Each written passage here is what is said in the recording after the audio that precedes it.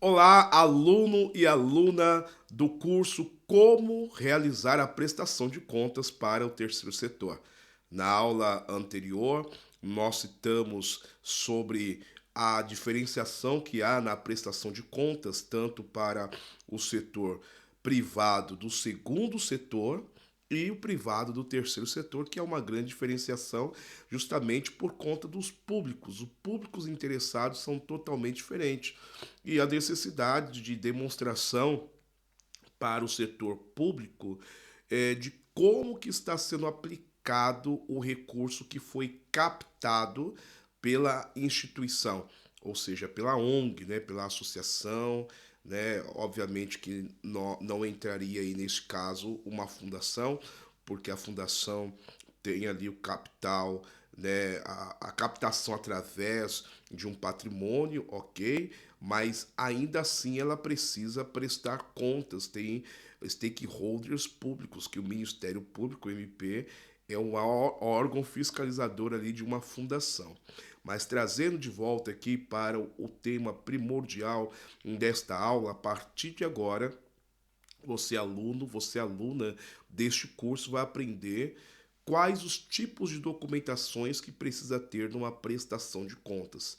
Eu vou ser bem sucinto na demonstração de cada uma delas, mas todas elas são importantíssimas para que você possa prestar contas de acordo com as partes interessadas. Lembrando, quando nós falamos de uma prestação de contas para um órgão público, este órgão público já tem as suas normas pré-estabelecidas para que se preste contas. Então já vai estar descrito todos os documentos necessários.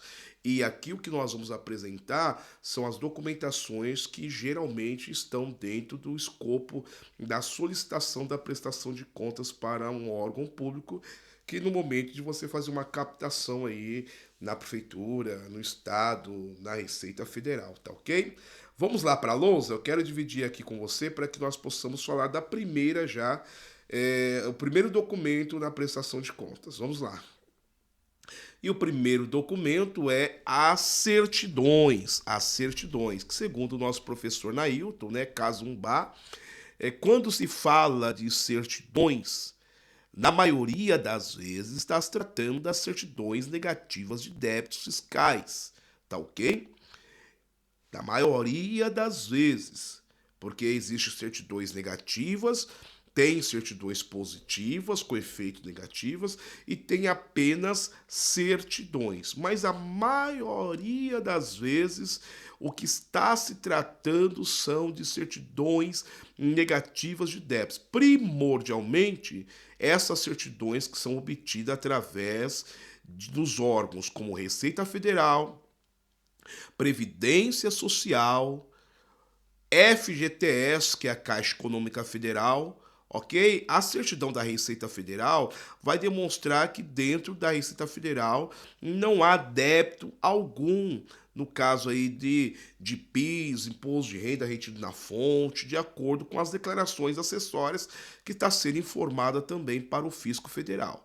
A Previdência Social, ok? Se não teve nenhum valor de INSS que não fora pago, o FGTS, né, que é a CRF, né, que é a certidão de regularidade do Fundo de Garantia, a Justiça do Trabalho, tanto no estado quanto no município, e essa comprovação da inexistência de dívidas fiscais e trabalhistas. E é importante tanto para as empresas, obviamente, do segundo setor, como as organizações do terceiro setor. Então está aí.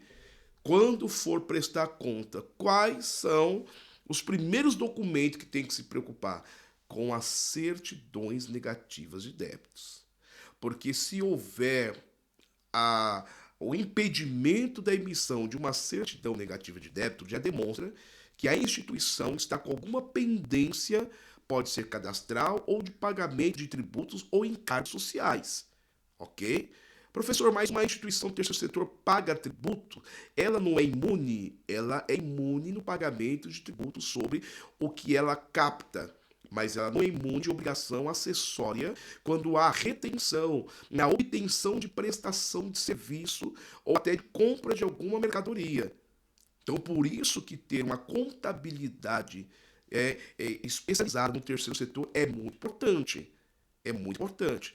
Então, quando há impossibilidade, impedimento da emissão de uma certidão negativa de débitos, demonstra que a instituição, que a associação, que a fundação, que o partido político, naquela entidade, naquele órgão público está com alguma pendência. E, repito, a pendência pode ser apenas cadastral, porque houve-se alteração de endereço da instituição e não atualizou o cadastro dentro daquele órgão. Ou pode ser uma pendência financeira.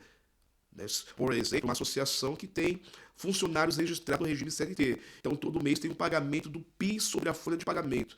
Uma vez que não pagou isso, mas essa informação está dentro de uma EFD, alguma declaração que é obrigado uma instituição como essa enviar, então a Receita Federal vai identificar, e também pela CEFIP, identificar que havia um pagamento cujo a realização não se deu, não houve a quitação. E por esta razão, a certidão negativa de débito ela tem aí o seu impedimento, fica assim tão impedida de se emitir.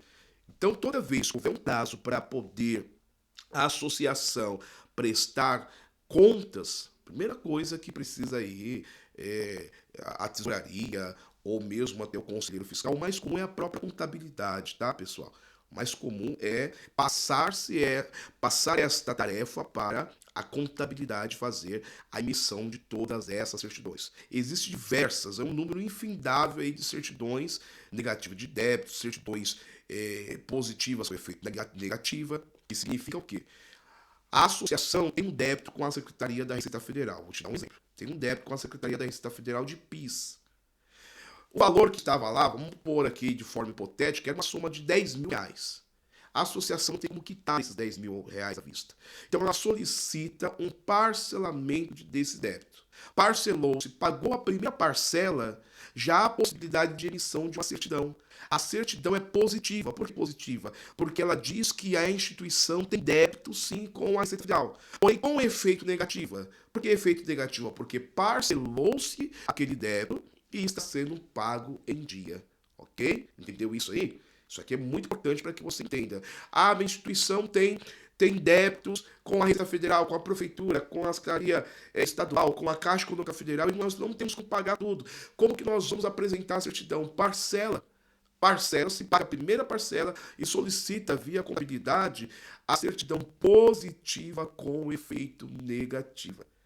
Obviamente que não são todas as prestações de contas que aceita esta certidão. Aí você vai ter que fazer uma análise na hora de prestar contas se há a possibilidade ou não de entregar uma certidão nessa condição, tá ok? Então, as primeiras documentações, falando de prestação de contas, corre, já pede para a contabilidade começar a emitir as certidões. Melhor dizendo, eu vou te dar um pulo do gato aqui, tá bom? Aluno e aluna deste curso, sempre faça uma gestão de controle de emissões de certidões negativas de débitos.